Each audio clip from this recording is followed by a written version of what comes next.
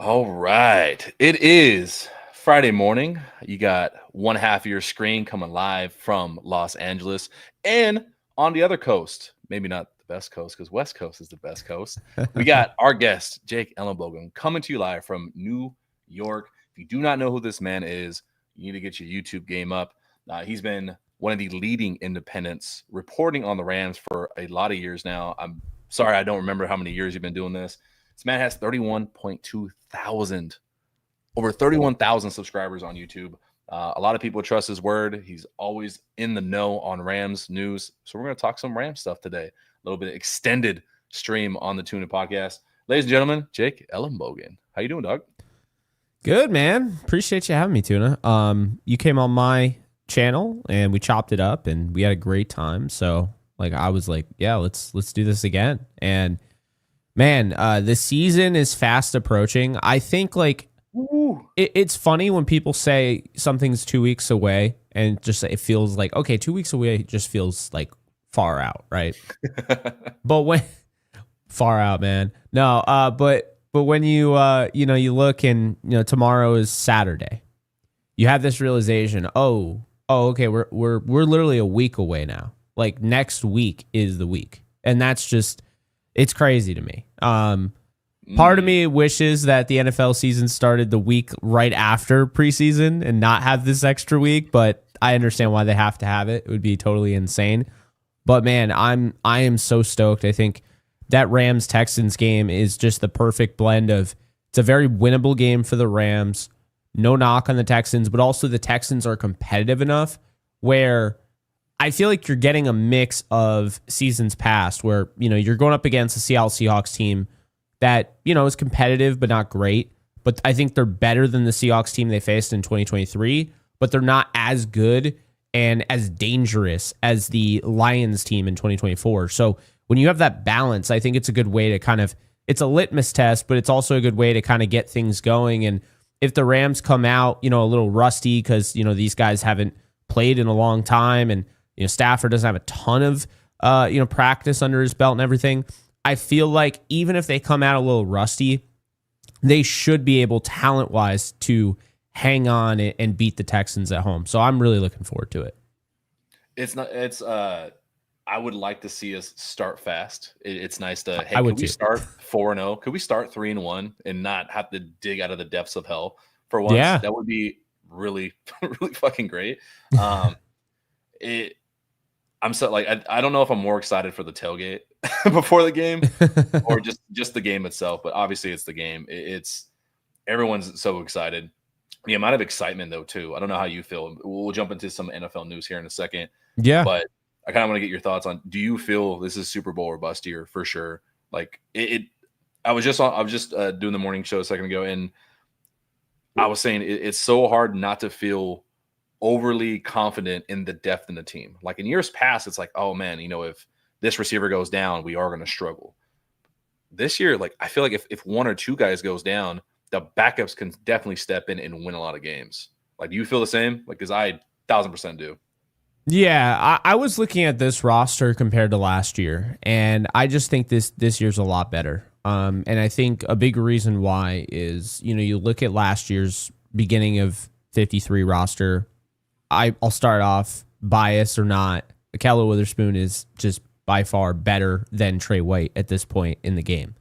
Then you look at the linebacker room. The linebacker room this year, I might not have agreed with some of the decisions they made, and we'll get into that probably, but still, the linebacker room is much better than it was last year, in my opinion. I think Nate Landman, it was really kind of evident just based on what I was hearing. I mean, it was surprising at first because I liked him as just like a run defender. I thought it was a really good pickup, but now I'm starting to feel like this guy could have a Zach Bond light type of season. And Omar Spates is already a lot better than he was at the start of week 1 last year. And I think those guys both are better than Roseboom and Reeder. And now Reeder's a backup, whereas he was a starter last year.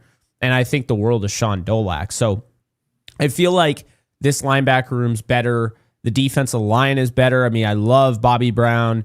And it's not really anything against him. It's more so after, you have your starters, right? So you have a Ty Hamilton adds some size, adds a true nose tackle. He's a lot better than Corey Durden, for instance, in my opinion. And then you have Ty Davis, who's going into the season with a full year under his belt. He's a lot more experienced than last year. Desjuan Johnson's, and they're going to use Desjuan a little bit on the outside as well because of his versatility, but he's a much better, as far as toolsy pass rusher, he's really improved there. And then you have Laryl Murchison, so you have a lot of depth there. The offensive line is better because all the guys last year are a year older. Maybe that doesn't work for a guy like Havenstein, but it works for Alaric. It works for, Kevin Dotson, I think, has really, grown into his own, but also a Steve Avila, right? And then I just think last year with Jonah Jackson, they didn't really know what they were doing. They fell in love with a backup plan, and then they kind of, were like, all right, last second, let's put him at center, right? So I think Shelton, with the experience, the familiarity with Stafford, I think that works out. Then the tight end room's better because you add a Ferguson. Higbee's good to go week 1 as opposed to last year. The wide receiver room's better because I'm sorry, but Devontae Adams is a lot better than Cooper Kupp right now. Oh, yeah. And that's just the reality of it. And then the running backs. I mean, you replace Ronnie Rivers with Jarquez Hunter. And then you have Jimmy Garoppolo, who isn't suspended, in week 1. So I think right now, all across the board, I mean, and the safety room is I would say less is more.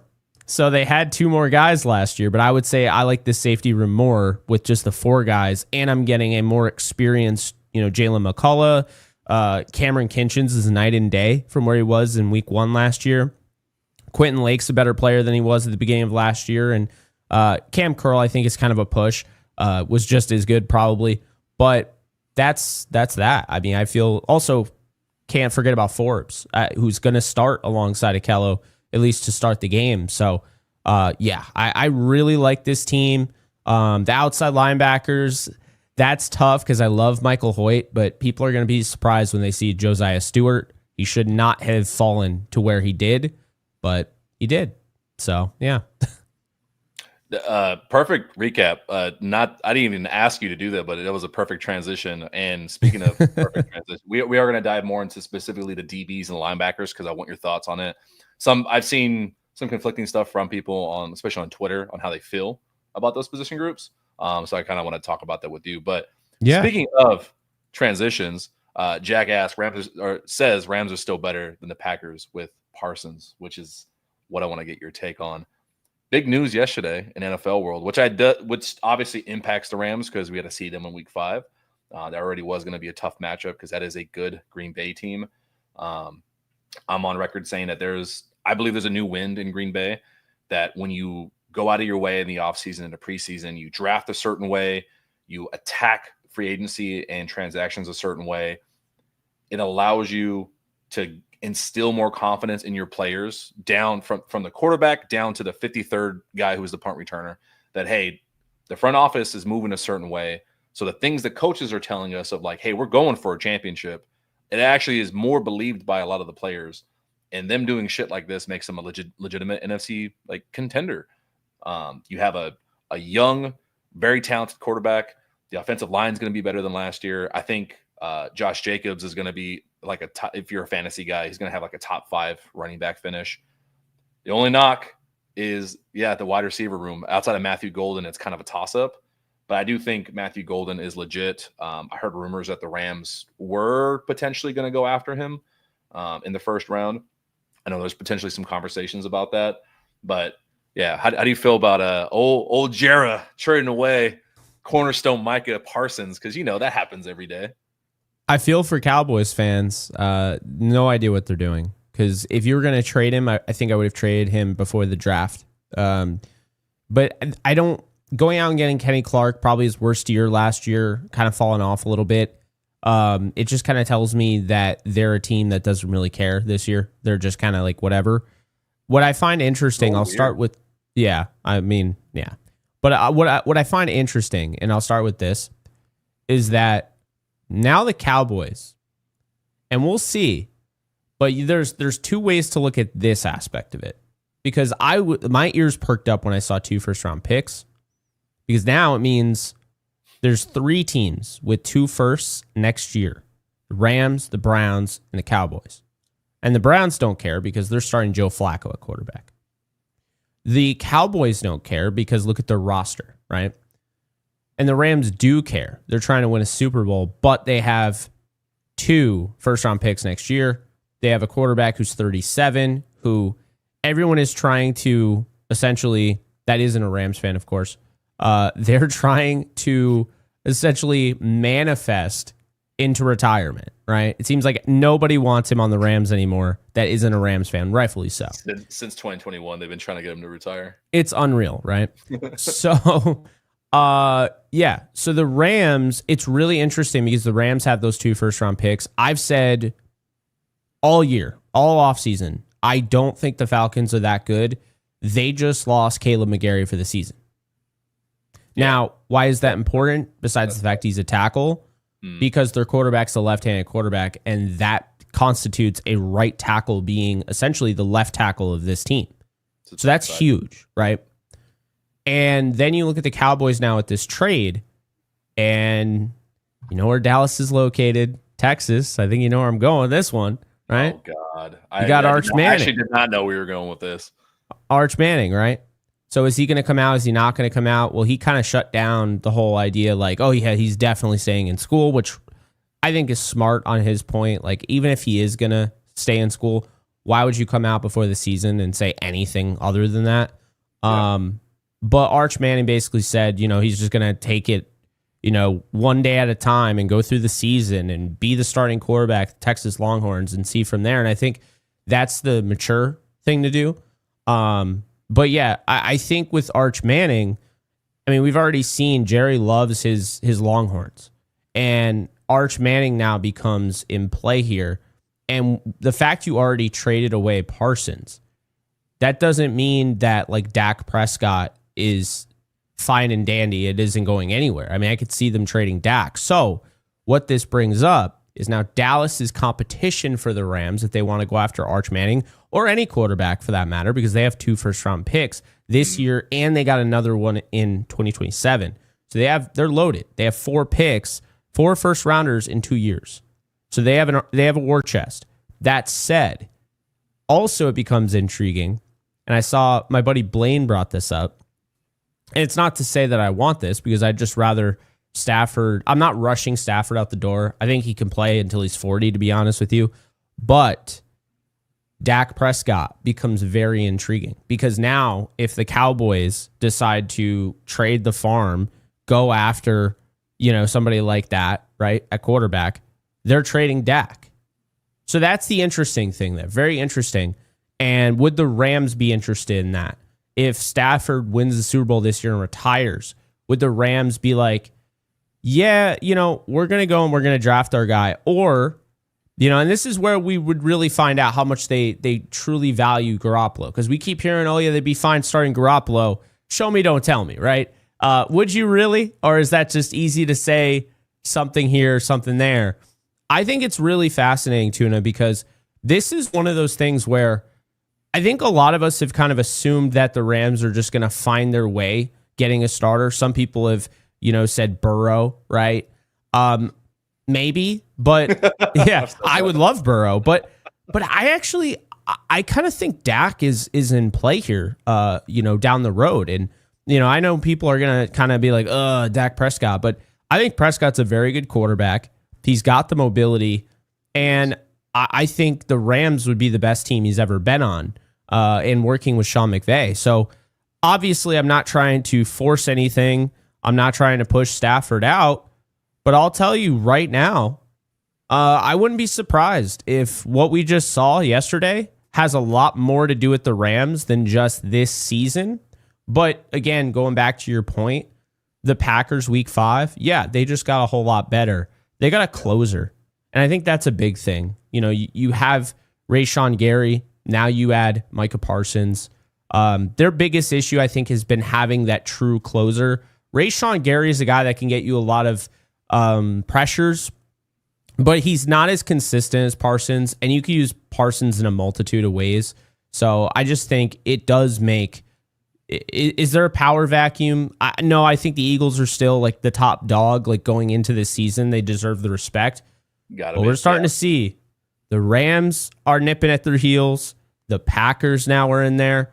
My biggest thing is Matt LaFleur going to get over the hump because he has not shown the ability to win in the postseason yet.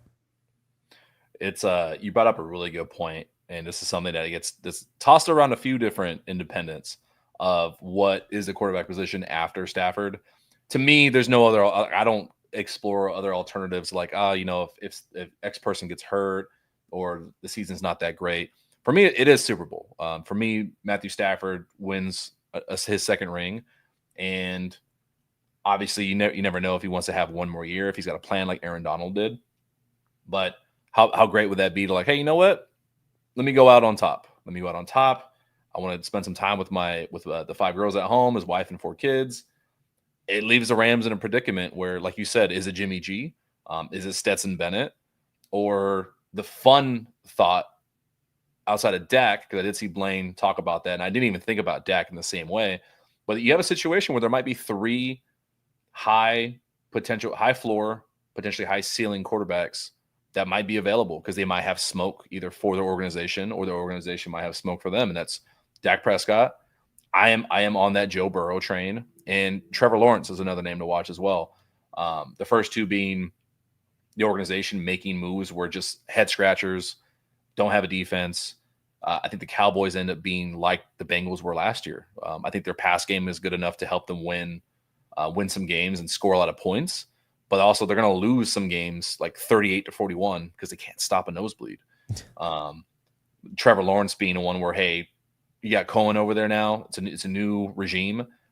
Do they know he's the guy? If Trevor Lawrence has another mediocre year, is he shipped off somewhere else for greener pastures? And I would imagine Trevor Lawrence on the Rams as well is a situation where you're getting a player with Goff-like accuracy, but with the extra mobility. Ray here saying trade 3 firsts for Burrow. I don't know about. I mean, it might be 3 firsts, but he might force his hand out of there. I am on that train. I do think that if they have another year of like missing the playoffs, guys missing contracts, not getting extended like they should be. I do see a situation where Burrow is straight up out of there. I'm high on Arch Manning. I hope that doesn't happen. I hope he can go anywhere else in the world except Dallas, because I grew up loving Peyton Manning. Like, you understand, when I was a kid, I started loving the quarterback position because of that guy, because of the sheriff. And now we get more generations of that family. Oh, yeah. If it goes to, like, I'll even take the Niners. Like, it's okay. You can go to the Niners. I don't know about that one. Hear me out, because then we get to beat them twice a year, and it's just fun. It's fun having like a good rival. It's fun having good rivalry. But the Cowboys is just, I'm tired of the same song and dance. I'm tired of the shoulda, woulda, coulda. Like, at least the 49ers will make some noise and make it to the Super Bowl. Like, at least they're good competitive. The Cowboys are just drama, and I don't like that. Like, I don't want a quarterback I want to root for on a drama-filled team. Can't believe I just said I hope the Niners are good. But yeah, what the hell, man? It's what it is. I know I'm wearing red, but did you? No, it's out of rivalry, man. I enjoy when football is good. Obviously, It's fun. It's fun when you get those blowout games and you beat up on a rival. But there is something that back and forth of them talking shit to us, of Levi South and all those dumb, horrible jokes, and then them having to cut tail and walk down the escalator early because the game's over, or losing because of Xavier Smith punt return last year. It's fun when your rival is good, because it makes for good drama, good stories. That's just my thoughts. I get what you're saying. I don't want anything good to happen for the 49ers. I don't want them to get any quarterback or anything like that. They made their bed. Now they got to lay in it. They paid Brock Purdy.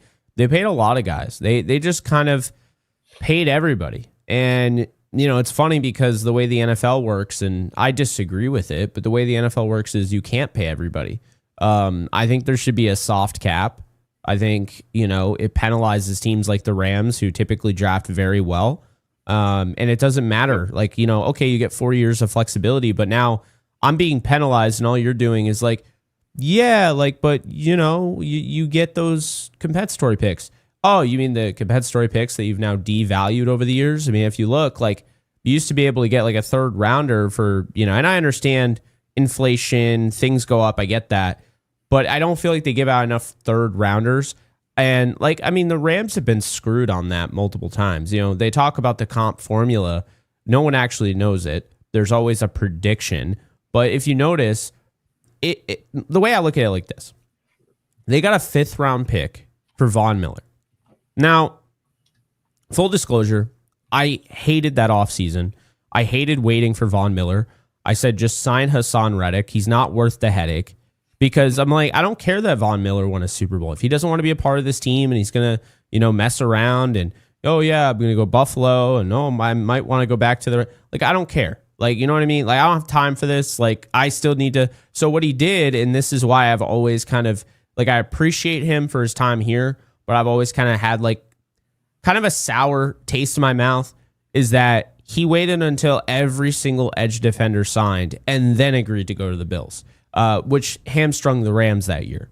And so that, to me, like, I mean, I was just annoyed with the Rams essentially for, waiting and just, holding hand and feet begging for this guy to come back. But really my point is, Von Miller gets $20 million a year. And the Rams, what do they get for it? A 5th round compensatory pick.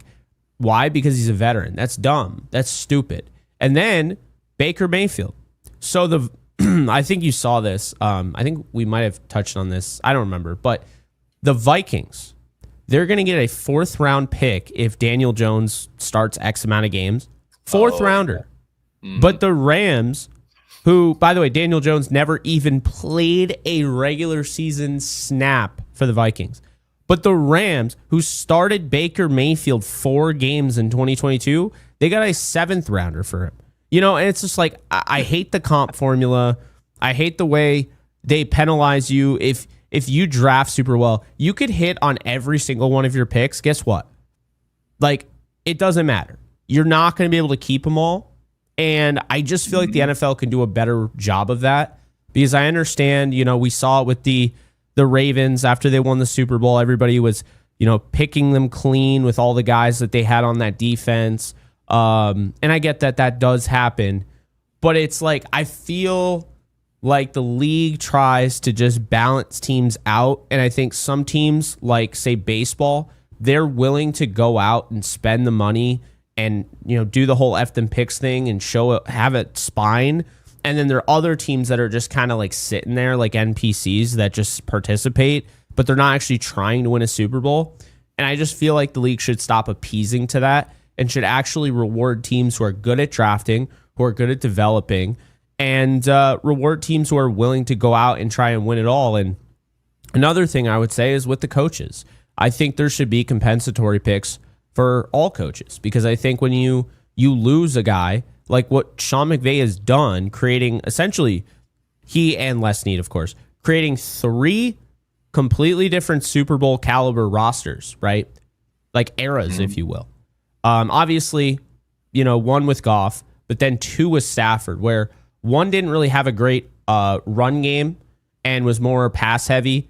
And, none of those guys were really healthy, right? And the defense was good. This is the best iteration, I think, of Rams football we've seen since the greatest show on turf.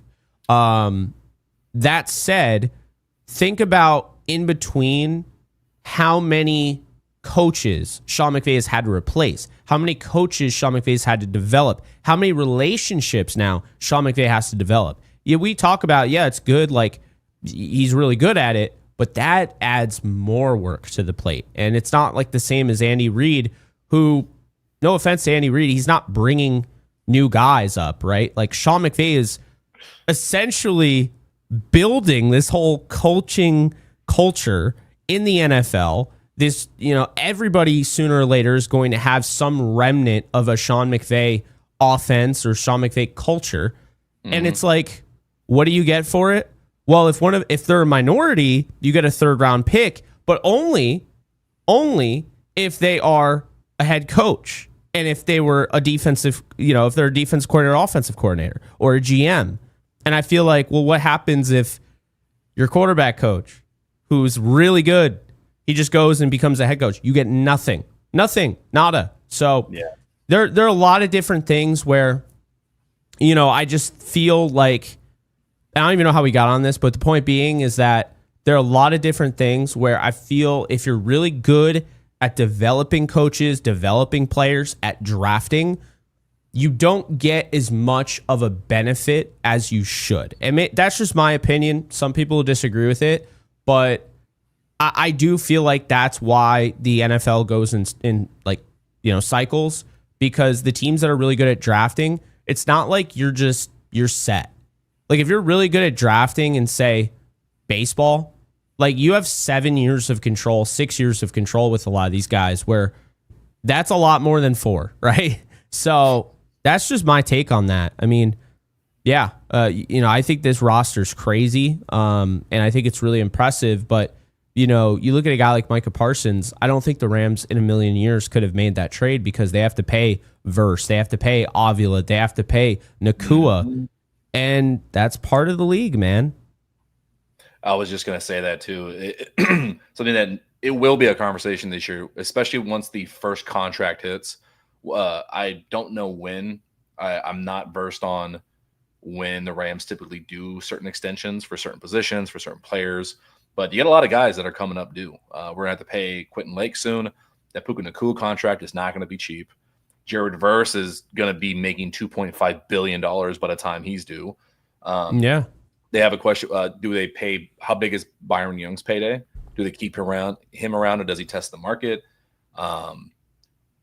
It's Steve Avila, throw him in there as well. They just paid Kyron. There's going to be a lot of names that need to get paid. I saw someone tweet that, hey, the Rams should have done that. It's like, yeah, but if you pay Parsons, choose 1 to 2 players that you want on the Rams to stay that probably won't be here then.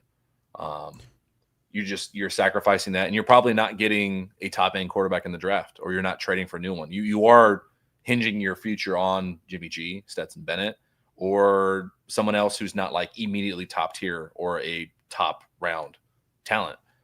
Yeah, I forgot how we got here, but I don't know, but I like it. but no, that was a good point. What I do, you got a lot of fans in here, man. My guy Chach.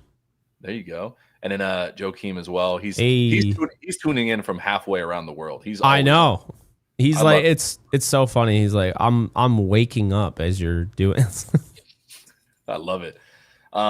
Next thing I want to talk about, I think this is something we're probably going to disagree on. I've seen some of your tweets on this, but yeah, we do have new jerseys, and I want your take on this, because for me, I'm absolutely in love with these. Let me add these onto the stage. I absolutely love these. Jared Verse and the Midnight Blues here on the screen. One, I'm biased because anything black, anything dark, like as I'm rocking right now, I'm buying it right away. I do not care if it doesn't make sense. I know there's a lot of people that are upset because, hey, there's no black in the color scheme of it. If I can throw something on and go outside and it's stylish, this is a lot easier to rock than the royal blues. That is a very specific color. You got to coordinate for you fashion people, but this is easier to throw on. When it comes to the details, I know some of the details people are upset about. They think the shoulders shouldn't have been blue. They like the horns. They think the number should have been yellow. I personally have no complaints. I legit love this as is. What do you think? I like saying it like this. 90% of the uniform is dope. Like, I love it. And then that 10%, which is significant, because I do think the blue on the shoulder caps are it's like clashing a bit, because it's that royal, and it's just like, and you see, of course, there's like a gradient style there. I don't think it looks as good on the fan jerseys. So like, I don't know if you can get the ones that have but I like, you know what I mean? It's like this, and then it kind of goes down. So it's not a full shoulder, but my thing is that we have yet to see a picture where you see like the full thing. Like, you know what I'm saying? Like it's so funny to me. These uniform unveilings, like you can't really see the side pant leg. Like they show it there, but you're not seeing it like, yeah, like I mean, I guess kind of like there, but I know what you mean though. I know what you mean. yeah, but like that's the thing. Like, how is this going to look on TV? Like right there, it looks black to me. And that's good because I mean, I was told 3 years ago they were going to have a black uniform. That was going to be their next. I honestly think they pushed it back because Nike wanted to do something, and I don't think that they did exactly what the Rams were kind of hoping for. I think Nike kind of took over this process and made it this, because I think initially it was supposed to be black. It was just like you took the regular Royal and Soul, but you made it black. That's what it was supposed to be. I think they would have had the black pants, but it was supposed to have like a yellow number, no like caps on the shoulders, just look like their home uniform, but instead of all the blue spots, it was black. So it was like a black and yellow, I think, with like some blue trim around the numbers. That's what I was told initially about 3 years ago. Or it might have been 2 years ago. Either way, time flies. But no, I think really the white number, see, like if you made that yellow and you had the blue outline, I think that the shoulder caps work, but I just don't feel like it works for me. That said, we're going to find out, because like the bone everyone hated, and honestly putting white and yellow on bone just doesn't actually work. It clashes too much. But like I liked the bone color of the uniform so much that I didn't care, and you could barely see it. It could be like that. Also, again, on TV, when you see the pant leg and there's like blue in that and there's yellow, it might, the whole encapsulation of the uniform, the shoes that they wear, the arm bands like you saw Jared versus, that is probably going to go a long way to kind of making the aesthetic work. The helmet looks so cool. I need to add that helmet because I have one over here, but now I want to get one of the replicas of that because that thing looks sick. And I understand it's that navy, but like that looks black to me with the matte. And yeah, the matte texture makes it look black as hell. I love yeah. it. And I'm gonna defend the Rams here on the black, because there are a lot of people that are like, why would they have a black uniform? That's stupid. No, it's not. Did you know that the Rams' first ever uniform was black? It was black and red in 1937 when they were the Cleveland Rams. Ooh, so it's not stupid. I actually think it's genius. I think they should have incorporated this a while ago. And black, royal, and royal blue, and that soul yellow, it works. It just works. It's a great color scheme. The Rams have been teasing this for a while. I mean, you've seen in the social media posts, they've had like the black, kind of like outline, and then they have like the regular logo. They were blacking out one of the logos on like some of the shirts there. They have been teasing this for a while. I don't believe this was supposed to be the final product. This is a Nike took over type deal. And I think they went absolutely berserk with some of these. Like the Jets one is awful. I mean, think about the Jets uniform. They made it after a manhole cover. That's what they did. It's literally entirely about that. I actually like it. I don't know why. There's something about grungy, ugly kind of. That's fair. Like that, where I'm like, I dig it. Where like I see it. I see the vision. I thought the Patriots one. The Patriots one was the best. I thought the Rams was the second best. After that, though, like the Bills one was funny because no one's talking about this aspect. Oh, we're gonna have this cold front uniform. It's all about the snow. Well, the hell are you playing in early October? You know how silly that's gonna look if it's like clear blue skies and there's not a flake of snow on the ground. I mean, that's gonna look ridiculous. It's going to look ridiculous. It's the same thing with the Rams, though, too. Like, this is all midnight mode. And thank you. I was getting to that. Yeah. And it's not a night game. They didn't even give the Rams a night game for this. And I will say this, because I don't want to come off as insensitive, especially to the people that like work their ass off, because I get what they're trying to say. This is supposed to represent the city and all that. We got to stop with like how, like, oh, these uniforms have to have these like crazy meaning. I'm sorry. Maybe it's just me. I'm not looking at these uniforms and thinking of people working at night. I'm not looking at these uniforms and thinking of SoFi Stadium. I'm not. Like, I think the numbers are cool. People were complaining about the holes in the numbers or whatever. I think the texturizing a number is smart. I think that's cool. keeps things fresh, keeps things modern, no issue. The white number might even grow on me. And believe it or not, the white number with the white chest, or not chest, chin, yeah, chin guard or whatever, chin strap. Yeah, it's funny. That might actually work. Like, that's the kind of the underrated part of this, is that might actually be the thing that kind of puts it together. But yeah, the white number was kind of surprising to me. I wasn't really expecting that. It's there are people that were saying, well, you know, if they did yellow, they would have been a rip off the Wolverines. Well, I mean, Seattle quite literally copied Oregon. So, I mean, you know, it's insane, dude. Like, I don't know what they were thinking with that uniform. I don't at all. I can't believe that. If they were like the Portland Seahawks, I can understand. Like, maybe I see the Oregon, but your rivals with like Oregon and Washington, what the hell are you doing? Jack Schuler asked, will there be another New Jersey next season? I do not know. I'm not sure if you got. I believe so. On that.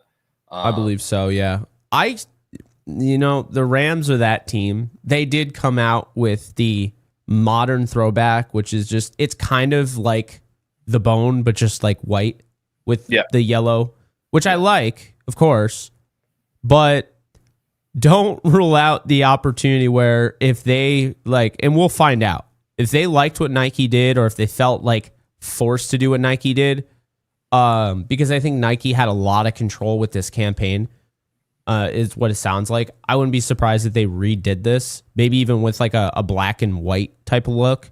My feeling is that you look at the 1995 anniversary jersey with the one with, Jerome Bettis is wearing, and it's like the yellow with the white pants and like the piping on the sides. I feel like something like that is probably in their future. They just look good in yellow. Like, I remember when they had the all yellow color rush, that slapped. So I would like to see them go back to that. Maybe they went away from it because Lamar Jackson had like 6 touchdowns in that game the last time they wore it, but it's time to bring back the color rush, or at the very least that yellow, the sole top, I would say. But yeah, I agree with Mike A here. I don't hate it. I gave it a 7.9 out of 10, but just to kind of contextualize like how high I was on this uniform, if they just darkened, that part. I mean, no joke, Tuna, I would have given it like a 9.5 out of 10 if they darkened that part and made the number yellow. Okay. So I think the subtle detail there, that would have changed the game. Like, look at how that even looks better because you're not seeing the sides. I just think it stands out too much. So they're really we better see like some crazy like neon royal blue shoes to try and like make this thing work. Because that's the thing, is like the shoulder caps, it just feels like it sticks out like a sore thumb. Yeah, the shoulder caps are. I know I feel like they wanted to really emphasize that. So because if you can't tell, it's like got like a SoFi theme. Yeah, the design there. So I feel like they really wanted to incorporate that somehow because of how unique SoFi is. One of the best stadiums in the NFL. Well, of course.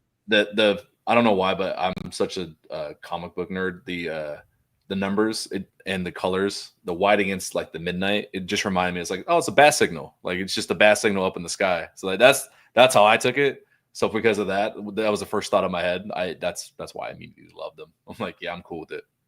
You know what? It's funny you say that. So my friend Laquan, he actually and he covers the Rams. He made a really compelling case for me to like this uniform. He compared it to by having like, because it's not like it's not a full cap, right? It's like gradient into the rest of the uniform. He made the argument that it looks like a symbiote taking over the Rams uniform, and I was like, and like with the white number, then now like with the white insignia, I was like, okay, so if we're talking Venom here, and if I choose to look at it that way, like I can trick my mind into thinking that's what it is, then it's going to look a lot better for me. So, I love you're spot on. Shout out to Rams Ranger on Instagram. He made an edit with that. It was kind of sick. It was like got the really dripping over it. That's I need Yeah, to see that. You'll yeah, have to send that to me on Instagram. I will Rams Ranger for you guys on Instagram. But no, even with people who say they staunchly hate it, I've saved all your posts and your usernames, so that way when I see you at the tailgate wearing that black jersey, I will remind you that you once hated these jerseys. Totally kidding. You so we touched on it a little bit early. I want to talk about two things with your time with me today. One on the Yeah. defense, those two position groups, talking about the DBs, talking about the linebackers, and then ultimately what we'll end on is a little bit of Houston talk, specifically with D'Amico Ryans. So we'll start with DBs since we kind of touched on linebackers already. That is one point of concern for a lot of fans. I know on paper you don't have, especially with the talks and being so accustomed to having Jalen Ramsey, Marcus Peters in like those really, really good years. Casual fans don't feel like there's star power across the board on the defensive back group. I'm a staunch defender of them. I think they're a lot better than people are giving them credit for. I'm obviously biased because seeing them in person, especially at training camp, it was hard to tell like which guy was the best, and I meant it in a good way. When you go from your boy Akello starting out there like big, I did not realize he was that big. Like, Yeah. It's one thing. And this goes for Dak Prescott, too. That was a thought I had when we were talking about that. It's one thing to see it on paper. You're playing NCAA. You're playing Madden. Like, you don't get the sense of it on TV or even in the stands. But when you're on the sideline next to these guys, holy fuck. A lot of these guys are big as hell. Dak Prescott, too, is a fucking horse. That dude he looks like a linebacker. It's crazy. I had this realization when I was at the Senior Bowl. And I think the first player that I really realized this when I was interviewing Kalen Ballage, and then I saw him on the practice field afterwards, and I was like, oh my goodness. Like, dude, these guys are absolutely huge. But on TV, they might not look that big. And I always said the player models in Madden and like NCAA don't get it right. They just kind of look thin. I can't really explain it, but they don't look like bulk. And I feel like video games have never really gotten that right, but yeah, it is funny. I totally know what you mean. Like, you look up and you're like, but Kello added a lot. I think it was like 10 pounds of muscle this year. So did he? Did he really? Yeah, he's huge. It shows. Him and Quentin Lake are both like a lot bigger than you think they are.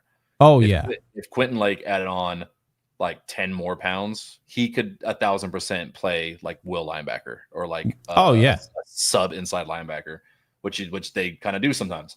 But besides him, Emmanuel Forbes, that is 1,000% a gamble by the Rams.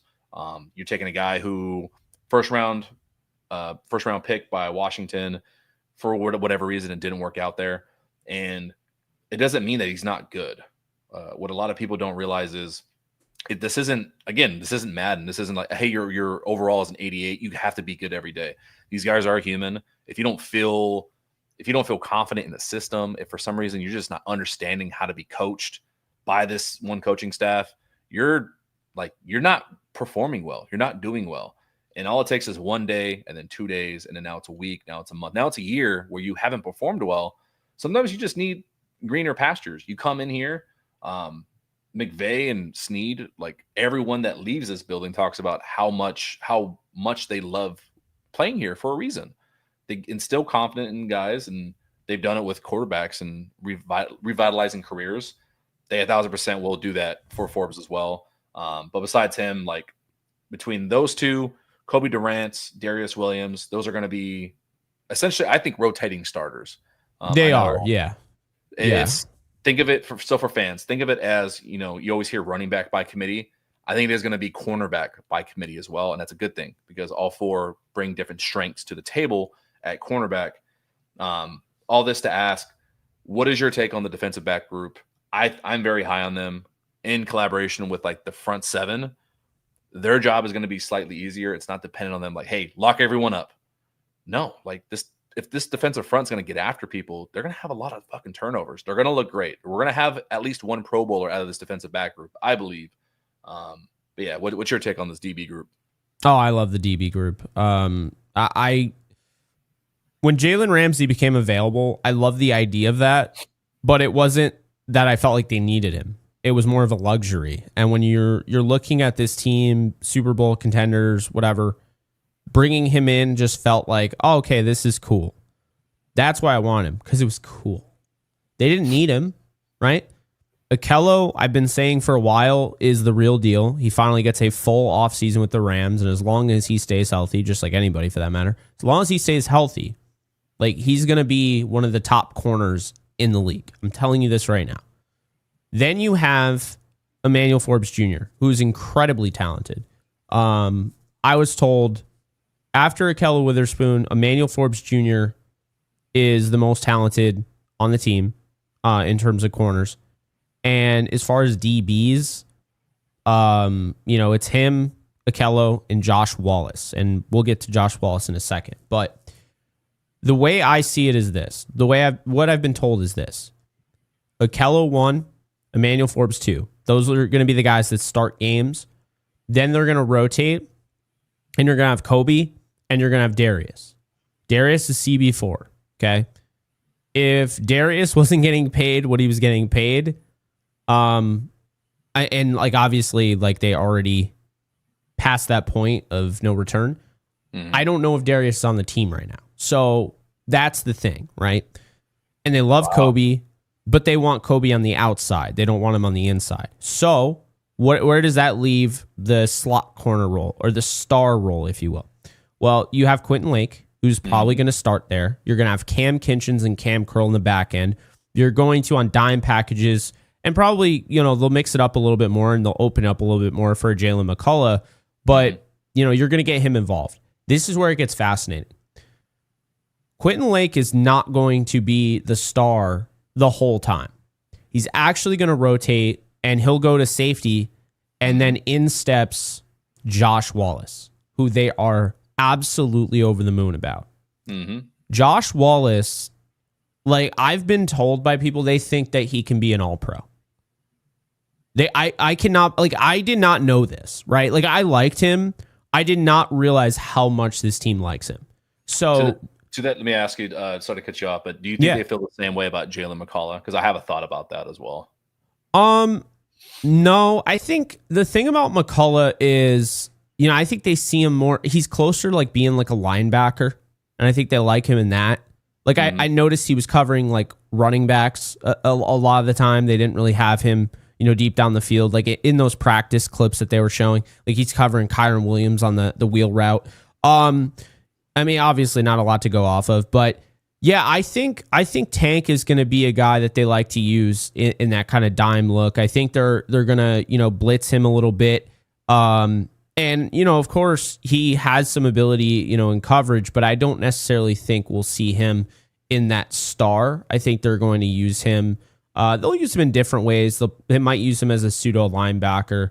But the way I see it with, a guy like Josh Wallace is they feel like he can play any position in the DB room. And so when you have that versatility, and they already knew that, he could be a corner because that's where he started. But he's not just a corner. I forget who it was last year. Well, I know Jalen Ramsey liked to refer himself as DB, not CB. I would do the same thing when it comes to Josh Wallace. He can do it all, and just his maturation from year 1 as a UDFA to year 2 has been night and day. And they really liked Charles Woods. They really liked AJ Green, and they really liked Cam Lampkin. But the versatility this guy provides, they are just absolutely over the moon to have him. So this is probably the most excited they have been in this kind of DB room since they had Ramsey and Darius. They're very excited about this room. And they did try to get other guys. They did try to get Chidobe Awuzie, who ended up choosing the Ravens over them. They did try to add to it, but for instance, a guy like Darion Kendrick, they would have loved to bring him back on the practice squad. They knew he was gone, but when they knew when it came to the growth of Emmanuel Forbes, they're like, we have something here, so we can pretend oh yeah, his stock's fallen off. He's not the first round talent anymore. Whatever, right? But we know that he's a really good athlete. He's got long arms, right? He's just this lanky dude, but he's got really good play to play memory, short term memory, and they see a guy who's just really worked his ass off to get to this point, and they see him as somebody that could be a part of their long term. And so when you look at Emmanuel Forbes, he's one of the only guys signed to this roster next year. Like, this is somebody that could end up being CB1 if he has a good year this year. This is somebody that they could end up paying. So make no mistake about it. Like, it happened, it feels like overnight. But Forbes, if you like Forbes, you're going to see a lot of Forbes this year, for better or for worse. So we'll see what ends up happening. It is always bad, and it is always the cornerback and quarterback are always the knee-jerk reactions because you see them around the ball the most. Obviously, every time a quarterback fucks up, everyone's mad. Everyone only holds on to that. Same with corners. A cornerback can play phenomenal 99% of the game. He gives up the last pass of the game, which helps them lose, and everyone hates that cornerback forever. Or alternatively, you have not a great game, but then you get a game-stealing interception. Not to say Akello had a bad game against Arizona, but using it as an example. Yeah. Everyone loves Akello because the most recent memory is, he sent them to the playoffs. Like, he won the division off a last-second interception against Kyler Murray there. And then Jack says Forbes changed his number to 1. I like it. I love the move. I was getting used to 25, and also it always feels weird when the body is still warm. Like, I saw the Darion Kendrick news, like, he signed to Seattle, and Forbes has changed his number to 1. It was like it's almost the same tweet. It's funny you say that. I have mixed feelings. I love Forbes. He was I think he was my 3rd overall prospect in that draft. I loved him. Didn't like this, and I'm gonna explain why. Maybe it's just me. Like you, and I love the way you were. Like, the body was still warm. Just very fast. I don't know. That's one of your brothers. You went to war with him all off season. I guess maybe the way I see it, just having Akello on my show and speaking with him, like 44, for instance, was taken when he joined. So he wasn't going to be like, the Rook needs to give me 44, Brennan Jackson. But a good example is like 2, right? He talked about how like 2 is like a number he really liked. But he's like, Russ Yeast is one of my guys. So he's like, I wasn't going to do that to Russ, He's like, he's like, that's just kind of not like, he's like, people do that. He's just like, that's just not something I would do. So I felt kind of like mixed feelings. I mean, obviously I'll be fine when the season starts, and I don't think it means anything to his character or anything like that. But it's just one of those kind of like, it's like almost the new guy, because he is somewhat new here. It's almost like the new guy taking the desk of the guy that was there for 4 years, and just like the day he gets fired, and everyone's like, oh man, like, I'm taking the stapler. And then the guy's like, you can literally sit at all of these desks. We got you a desk. He's like, no, I'm going to sit at the one that the guy that you all love just got fired from. That's kind of what it feels like to me. But, again, I'm not trying to get Forbes in trouble for something he didn't do. And I'm also a big fan of his. It was kind of like weird. I don't know. Like, that's just how I felt. And he also could have talked. He could also get to talk to them like right after, like, hey, are you cool if I take your number? Like, it depends on their relationship. Like, if they're close, he's probably like, bro, I don't care. But also it's like, again, what are you gonna say? No, like, you don't really have power. you're I don't know. The way he took the number, it was almost like there's no way he asked him. I'm the captain now. I do like. There's been a few number changes. I do like McCullough. McCullough looks great in 2. Nick Hampton looks phenomenal in person in 6 as well. Seen him a little bit on that, but overall across the board, there's a few guys I'll go to bat for. Like, I know you go to bat for Witherspoon. Mm-hmm. I'm very high on Quentin Lake as well. I love Lake. There's a few people asking me on Twitter, like, what I thought about Lake in general, like leading tackler last year, or it might be leading solo tackler. I always get them mixed up, but he led in one of the 2 categories for the Rams. He was top 5 in a lot of different statistics amongst safeties in the league last year that people don't realize. I think all he's missing is a few turnovers. He gets a few turnovers, and he's a Pro Bowler right away. He's a very, very crucial component to this defensive backfield. He's a captain for a reason. I I want him to have a big year because he deserves a good payday. And even 2 years ago when he came on the podcast, he talked about how he wants to retire in Los Angeles because this is his home. Like, Yeah. he's visited other places. Like, he's been around the league because of his dad playing in Pittsburgh. Like, he's familiar with the league, and he said, "I'm comfortable here. I want to be here. It's sunny." He's like, he loves Los Angeles. Like, this isn't a situation where it's like, I wonder what it's like over here. I don't care. I want to be here. So I hope he has a year that reflects that mindset, and he gets a decent payday. No, I do too.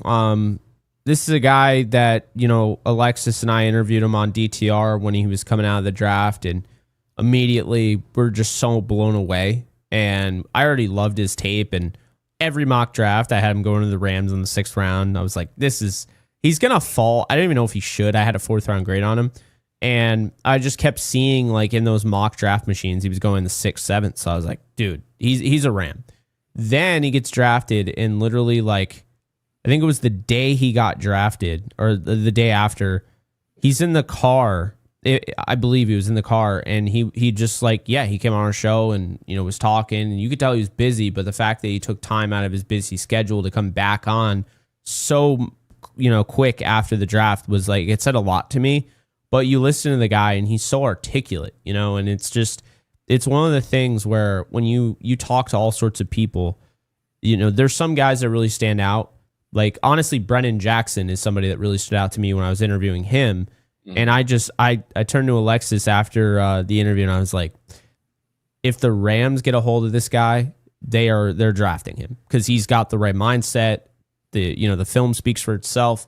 Of course, they did just cut him, but I feel like there's something to that. I'm not saying it's a deal breaker if you're not, like, incredibly intelligent. But when guys are like that, and they understand the game of football, because I'm not just talking from a person aspect at that point, I'm also talking from a football aspect. You could just tell right away, like, Quentin Lake has it up there. Like, he knows what he's doing, and it's not really a shock that he's a captain. It's just not. No, it's the way I put it to some people who maybe you don't understand the different levels it is to have a football IQ. It's one thing to have football, like, on-field IQ. Yeah. But match that with off-field IQ so that way you can, like you said, articulate the game and teach other people who aren't as smart as you or learn differently than you. Yeah.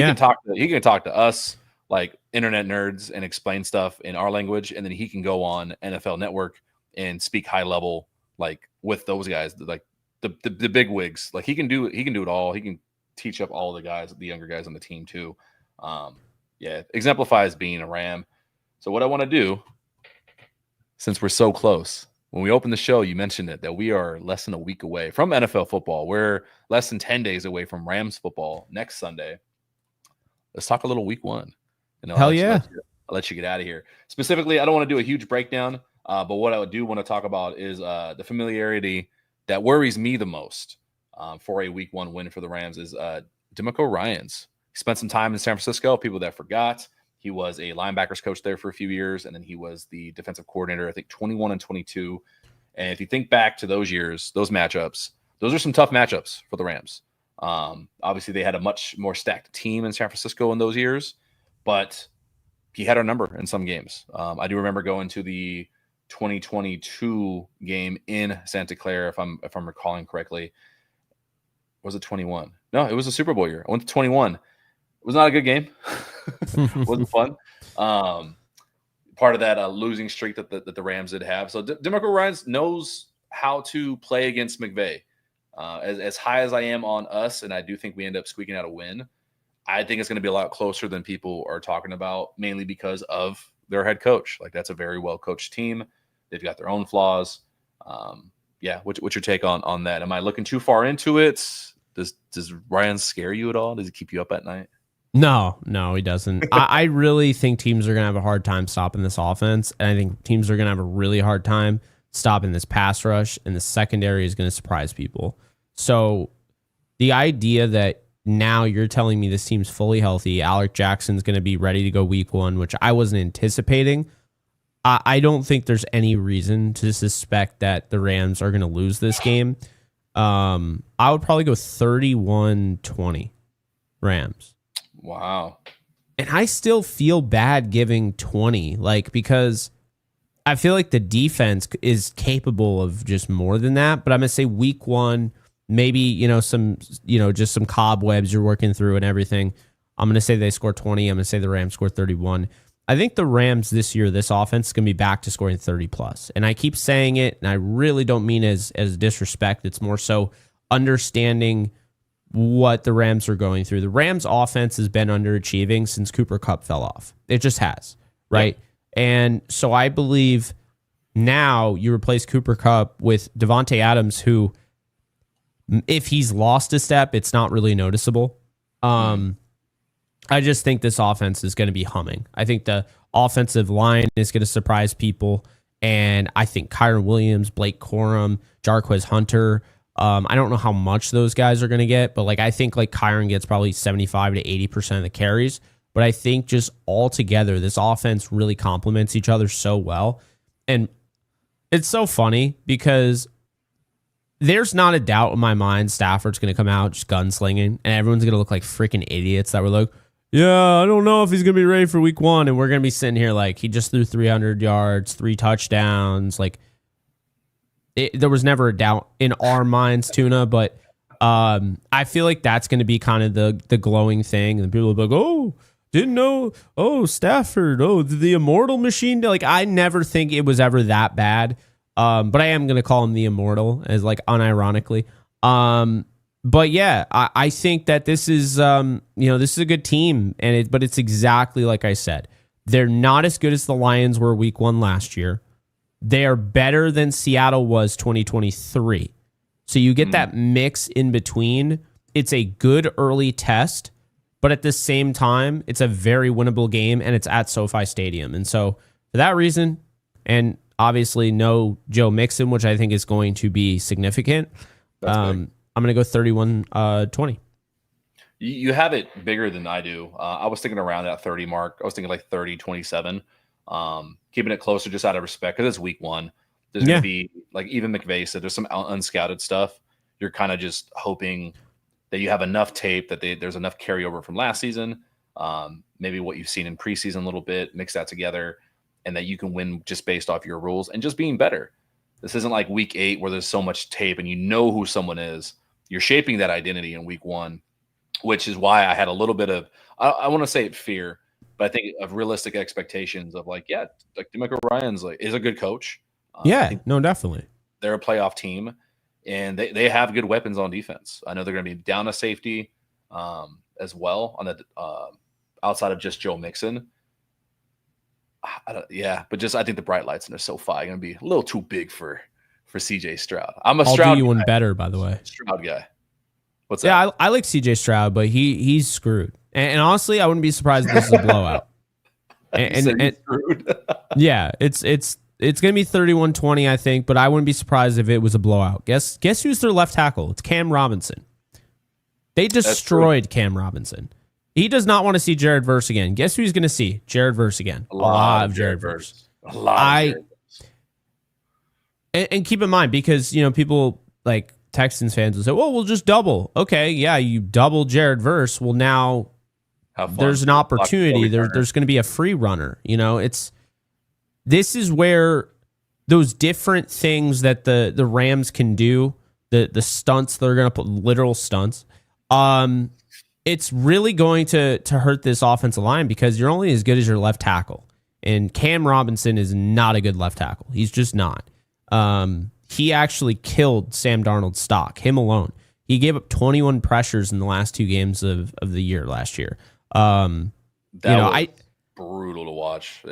I look at this offensive line and I'm like I loved Ariante Ursery in the draft, but I mean Laken Tomlinson. I covered Laken Tomlinson on the Jets. He was horrendous. Jarrett Patterson, okay. Titus Howard, failed tackle, now moved to right guard. I don't like this offensive line at all, Tuna. I'm going to be honest with you. It's a really good defense. It's got some really good pieces. Will Anderson, Daniil Hunter, right? You got Derek Stingley, you got Kamari Laster, you got Jalen Petrie. I like Kalen Bullock, but I also don't think the defense is like crazy dominant. I think they got some big pieces, but yeah, wide receiver room's interesting. Nico Collins, Christian Kirk. We see there Jalen Knoll and Jaden Higgins, two guys I absolutely loved in the draft. But no Tank Dell. So that's also interesting. And then the running back room without Joe Mixon, I think, took a hit. And Dalton Schultz and Cade Stover, it's like Dalton Schultz is a guy who's he's gonna find the soft spot in the zone. He's gonna stick there. He could have a good game. But he's like a volume target guy. He's not somebody I'm worried about being like a big play threat. And then CJ Stroud had kind of a down year last year. We'll see how he bounces back. But yeah, I think the Rams should be clear favorites in this game. I think favorites for sure. The tipping point for me, I know you mentioned Alec Jackson's going to be back. He was ramping up this week. McVay said that he is going to be expected to be a full participant in practice come Monday, which is great news. Yeah. Now it's just, okay, do we actually see him? I need to see it because we just went through this with Stafford. Like, I know we're always confident he's going to be there week one, but this is a little bit different when you're dealing with something that you can't see. This isn't like hey, is the ankle swelling down? Yeah. You're dealing with blood clots. That could be, you could wake up Monday morning and your doctor say, hey, you shouldn't be doing anything that takes your blood rate or pressure above 85 or whatever it is. That's why I'm glad they kept both DJ and David Questenberry, because I understand some people are like, well, you're going to cut like somebody really good to keep another tackle. Like, you have plenty of tackles. Yeah, they don't have a choice. Because you could literally wake up one week and say, and we read Alec Jackson, knock on wood, he's going to be out for a few weeks. Is that not basically what happened this year? We just woke up and we're like, oh yeah, Alec Jackson is going to be out for a while. And then in 2022, oh yeah, Alec Jackson's done for the season. It's like, it's no different than, and this is the scariest thing, the whole, crazy like appendix burst thing that we're seeing. I don't know if you follow baseball, but, what's his name?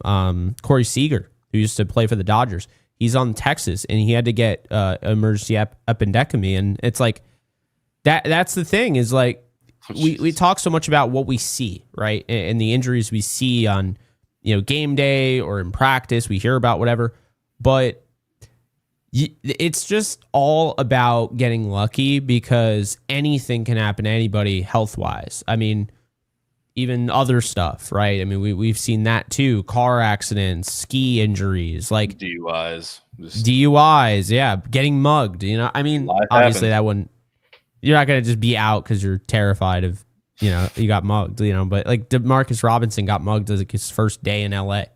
But yeah, I just think that, and that's the thing, like it's survival of the fittest at the end of the day. The team that wins the Lombardi isn't necessarily the best team, the most talented team. It's the team that dealt with adversity in the best way, and it's their adversity because it's not one size fits all. Like the Rams when they won the Super Bowl, were they the most banged up team in the league? Maybe, maybe not, but for what they had to go through down the stretch there, they handled it the best. They lose OBJ in the Super Bowl. They already didn't have Robert Woods. Now you're throwing to Ben Skoranek, who, by the way, dropped a go-ahead touchdown in the NFC title game. Lost Higbee. Yeah, Higbee's out. Kendall Blanton goes down the first play of the game. He's done. So now Bryson Hopkins, who's barely even had any playing time all year, needs to step up as a tight end in a very tight end heavy offense. And then on top of that, you have a running back room that all of them are injured. I mean, Sonny Michel wasn't healthy. Darrell Henderson's playing with a sprained ankle. Cam Akers is fresh off an Achilles tear. I mean, just absolutely insane what they were able to do. You had Eric Weddle, who had a harness on to kind of put the shoulders in place. You had to call Eric Weddle to come in off the street just to fill a safety spot. Yeah, it's insane. So yeah, what they were able to do is kind of crazy. I mean, honestly, I think the Rams kind of, I said it at the beginning of last year. They have the sixth most or fifth most wins in the NFL since 2017. I feel like while people like respect the Rams, I don't think they get the respect that they deserve. Like they're always considered, oh yeah, they're one of those teams, and people are shocked. Like I couldn't believe they really gave it to the Philly Eagles. It's like, well, the problem is when Aaron Donald retired, people acted like Aaron Donald was the only player on this team. I don't know why, but when Aaron Donald retired, they acted like this team had no chance, and I never bought into that. I truly believe if they get by the Detroit Lions in the 2023 to 2024 season, they could have won the Super Bowl. And last year they should have won the Super Bowl. Not that they could have. They should have won the Super Bowl last year because they were the hottest defense in the league and the offense had figured things out. But this year, they should be Super Bowl favorites. I think they have a better roster than Philly does this year. And I think not only that, they basically took inspiration from last year's team and who they went up against. Hey, what are the things that we struggle with? Oh, stopping the run, right? Giving up 200 yards to Saquon Barkley in 2 separate games. Puna Ford. Yeah, I love that. Yeah, that was great. But not only that, Nate Landman, this guy is a run stuffer. He was great in Atlanta. And my biggest issue with him is that, like when they brought him in, it was like, okay, well, how is he going to play? Well, it turns out he's gotten better in coverage. He's taken over as the leader. He's a captain. He wears the green dot. Nate Landman is going to have, and I already said this on the show, but I mean it, like he's going to have a Zach Bond light type of season. And maybe he'll have a Zach Bond type of season. I wouldn't rule it out. He's got great guys around him, right? But you go out, you get Landman, you get Puna Ford, you go out and you get Ty Hamilton, add some bulk there in the trenches. Mm-hmm. The run defense is going to be better. It just is. So I'm really excited too. And I think this team really improved on all the things that were kind of holding them back. The offense last year, I didn't feel like the run game was as good. Now, of course, injuries are everything. Last year, first game of the year, they have 4 injuries on the offensive line. The only guy who finished the game that night leaves the arena in a walking boot, Kevin Dotson. Mm-hmm. So as long as they stay healthy, they'll be able to run the football, which will operate play action. And then the play action, Stafford's one of the best play action passers in the league. I truthfully believe that this team is, like, the sky's the limit with this team. I have them winning 13 games. But if they went like 15-2, it wouldn't shock me at all. I mean, I really believe that because I think every single game, it's really going to be predicated on health. Like, no different. But like last year, we talk, they got off to a rough start, and they did. But Jordan Whittington, all of a sudden, as a 7th-round pick that no one's really talking about, now he has to be a starter, right? They're relying on him against Green Bay, and they almost won that game. And the funny thing is, they probably do win that game if he doesn't go down with an injury, right? They're relying on Colby Parkinson, who's going to be, tight end 3 this year.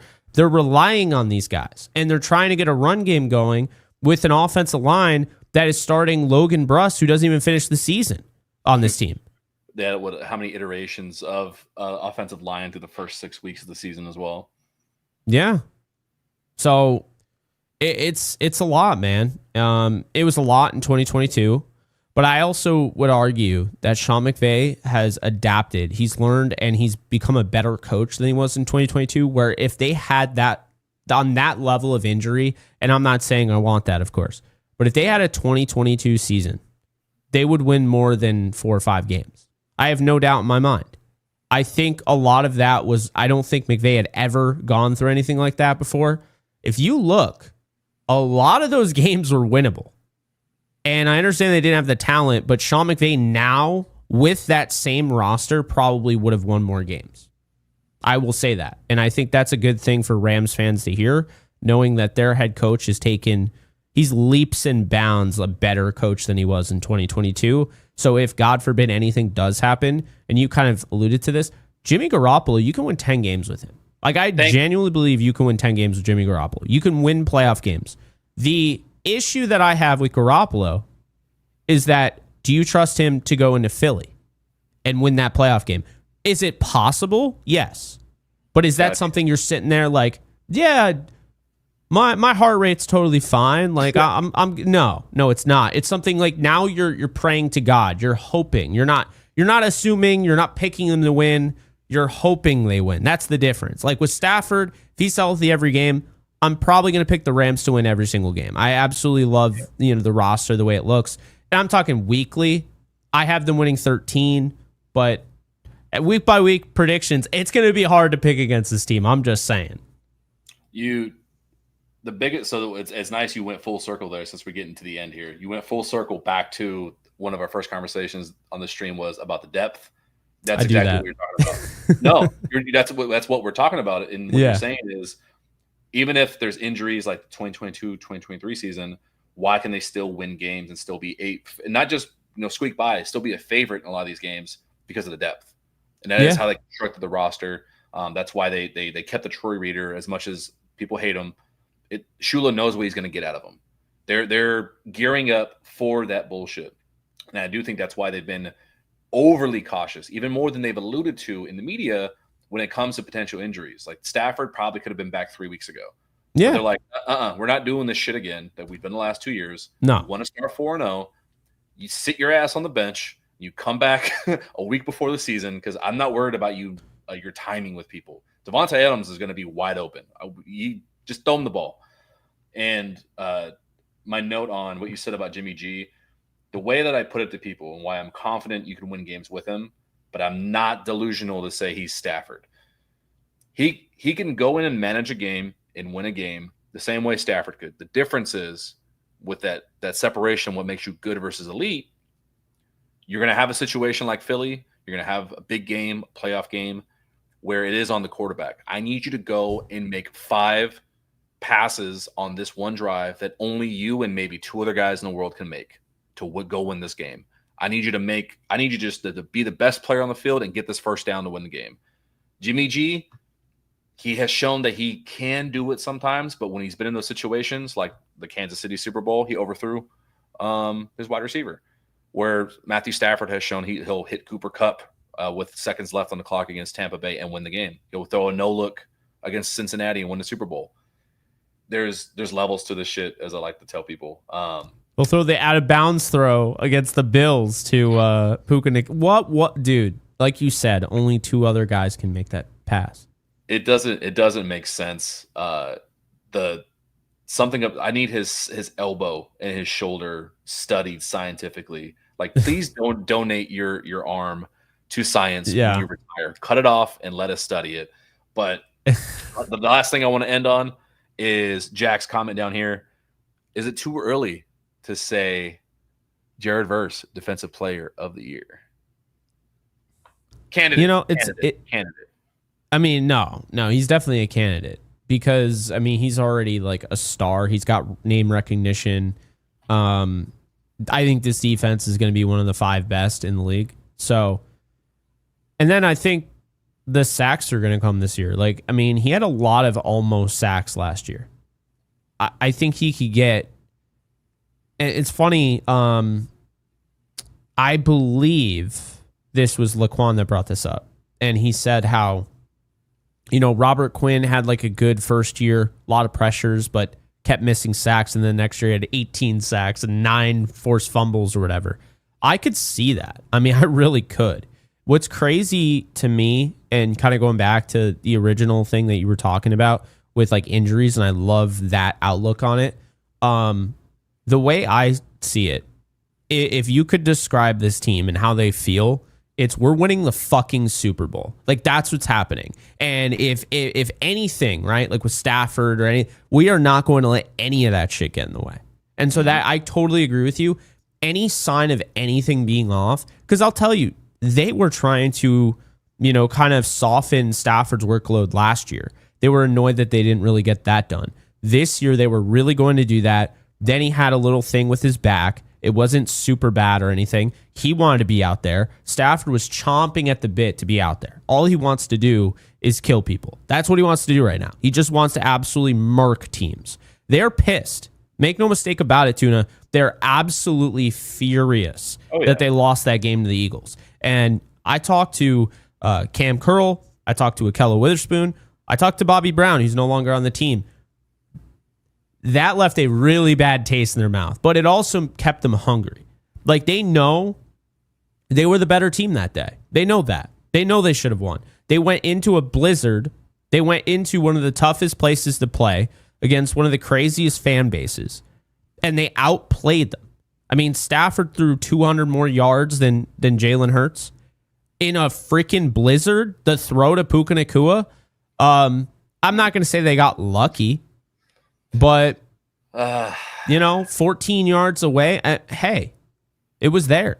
So now, these things, they suck, right? But Sean McVay, what doesn't kill you makes you stronger.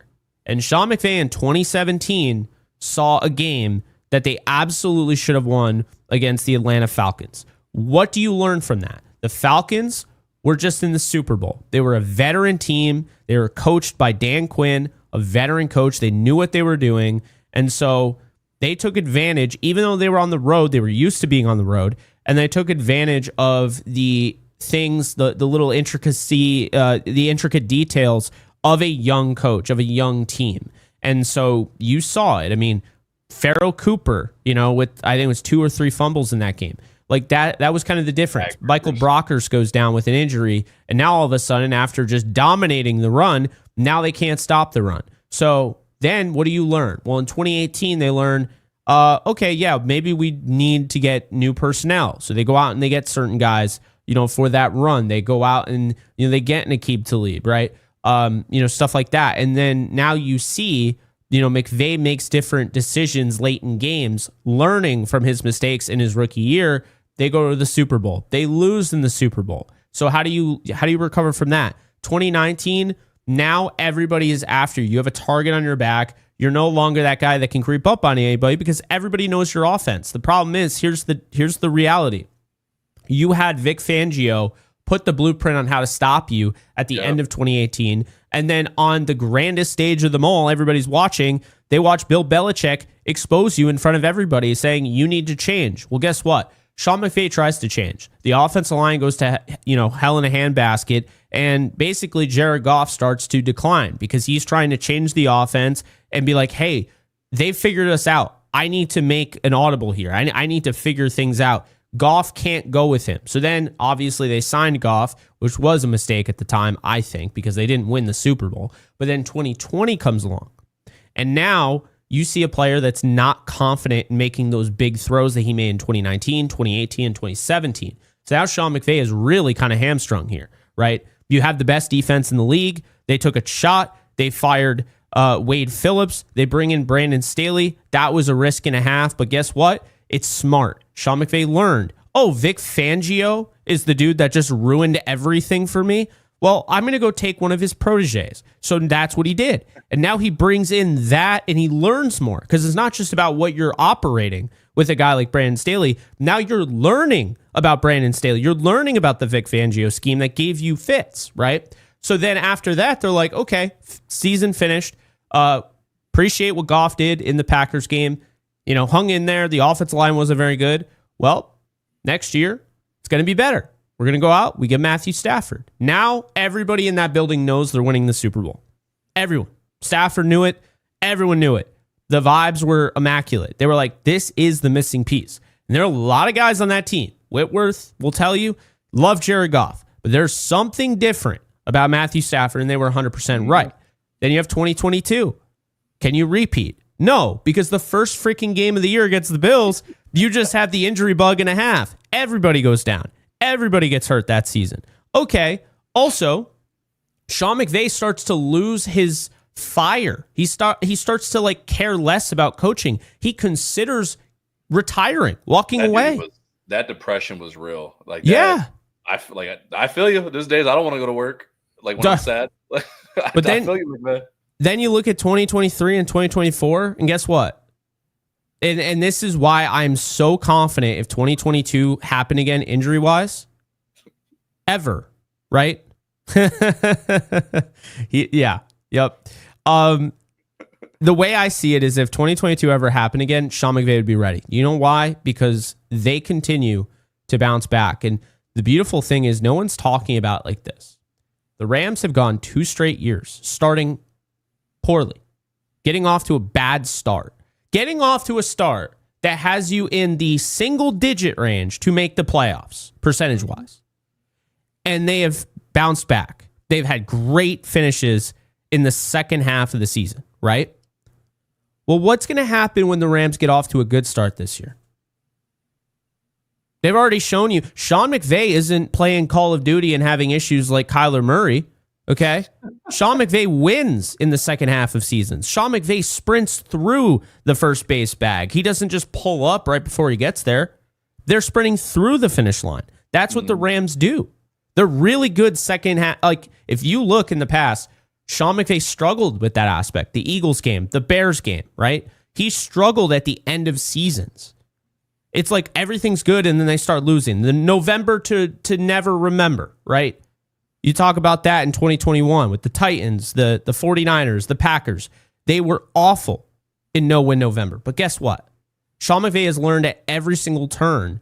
And now today, Tuna, he's somebody the last 2 years has shown he can get his team ready to play in December. He can go and win a game against the Jets where you have Aaron Rodgers, you have Devontae Adams, you have a team that actually is trying to win, right? And they're playing in one of the coldest games I've ever been to, one of the coldest days of my life, to be honest with you. They're going out there and they're winning that game. They're competing with the Super Bowl champion Eagles, and they're actually outplaying them in a blizzard, right? That's on Sean McVay. And that is, to me, what separates a fantastic head football coach and somebody who's just a guy. Because we've seen just a guy. Scott Linehan with the St. Louis Rams was just a guy, right? You know who's just a guy? Former offensive coordinator for the Rams, Brian Schottenheimer with the Dallas Cowboys. Just a guy. No, I thought you were going to say Jeff Fisher. I was like, don't you say it. Don't you say Fisher's name. Jeff Fisher's gone through too much, man. I'm gonna, you know, the heartstrings were being tugged when they showed him with his dog waving goodbye in it's Hard Knocks or All or Nothing. I don't know. I have a heart and I feel bad for Jeff Fisher. I don't think he was the right coach. He was a good transitional coach because he had already gone through the move and everything to Tennessee. Yeah. But yeah, this is the guy, and a lot of people don't know this because I didn't start doing YouTube videos until 2020. But when I was writing articles, Downtown Rams, Rams Wire, whatever, I was writing articles, and I swore by Sean McVay being the guy for this team. I watched some interviews of his, and I was like, and no offense to Jay Gruden, but I don't understand. Like, how is he the head coach and this guy's the offensive coordinator? You just could tell he was different. It's I think a comment by Mike A here while you were talking. Last year they showed they went with a mid offense. This year's going to be amazing on both sides of the ball. Super Bowl or bust. Yeah. I mean, you elaborated. I can't add any more to it without just repeating the same points. It literally is like we said. That's kind of been the theme of this stream is the depth. The depth is going to win. The Eagles did it last year. Like for as top heavy as they were talented wise, they had a lot of good depth. They got picked clean in the offseason as well, a few positions. I did want to comment back because we were talking about Jared Verse too. Right now, he has the 8th best odds. 1, 2, 3, 4. Yes, 8th best odds for Defensive Player of the Year to open the season. So that could easily go up if he just has a strong start. But after facing Cam Robinson, I do expect it to go up. Damn. No, I kind of want to end there. You said it perfectly. Like you gave a great synopsis to what this team has been. Some of the things that you said is why a lot of us are going to miss Jordan Rodrigue, because Jordan Rodrigue, when covering the Rams, she has this way of articulating the why or how shit has happened for the Rams. And you year after year, you explained it perfectly back to even the Vic Fangio thing and how Belichick just completely said, fuck it, I'm changing the defense. Like in those 2 weeks leading up to the Super Bowl, they really screwed up. That's why they only scored 3 points. Like, they got fucked by Vic Fangio. Someone said, Jake, can you link your old articles on McVay in the Discord? I'm going to try. I need to actually get that website going because I haven't had I don't think the domain has been bought yet, but I stopped paying it a while ago and I think it's just gone. Chacho said, go Ravens. Oh, yeah. So Chacho, background there, Cowboys fan. So this is Cowboys and Ravens fan. You You flipping when you're mad at Jerry? Like, what are we talking about? He's out on the Cowboys this year. I mean, everyone know like the Cowboys. Just seeing everything from the joint practices, we knew they were going to be bad. Oh yeah, I was there. The pass game is going to be good. I will stand by that. I wouldn't be surprised if Dak's like at 4,500 yards and 40 touchdowns. I would not be surprised. Oh, you mean the Rams quarterback of the future? Hey, you got to put on some good tape. Some McVay feels good. Shipping out 2 first. Look at you, full circle again, taking it back to the start of the show. I'm good at that. Before we started the stream, I said, I was like, I'll keep you for an hour. And like you said, right on dot. Wouldn't be surprised if we hit 90 minutes. Yeah, we could talk forever. We even get into the Metal Gear stuff. We'll leave that for a different day. But yeah. Everyone, obviously, you're no stranger. You know who J.K. Bogan is. Go hit up Jake Ellenbogen. Follow him on YouTube. Follow him on Twitter. Where else can we find you? Did I send you off appropriately? No, that's great. Yeah, just Twitter, YouTube. You'll find, I almost said Linktree. Now I don't even know what it's called now, but I have a link thing. Linktree banned me. I think I told you this, but if I didn't, yeah, they banned me. Yeah, because I apparently I've seen it a million times where people on their Linktrees post their sponsorships. And they're like, oh yeah, we don't allow betting, and I was like, well, I've seen it a million times. So then I appealed and they're like, nah, and I was like, okay, well, I'm gonna use I didn't remember what I used, but they banned me, so boo Linktree. I think I've told myself I need to make a Linktree for every month the last 2 years, and I still haven't done it. So no, you should make a beacons.ai. That's what it is. Beacons.ai. Beacons.ai. You guys heard it first. The major sponsorship from J.K. Bogan himself. Not sponsored. No, thank you, sir. Thanks for hopping on the stream. Of course. Yeah, we're gonna see how the year goes. We'll tap in again at some point during the season. But thank you, everyone. Check them out. And as always, go Rams. If I could end the stream.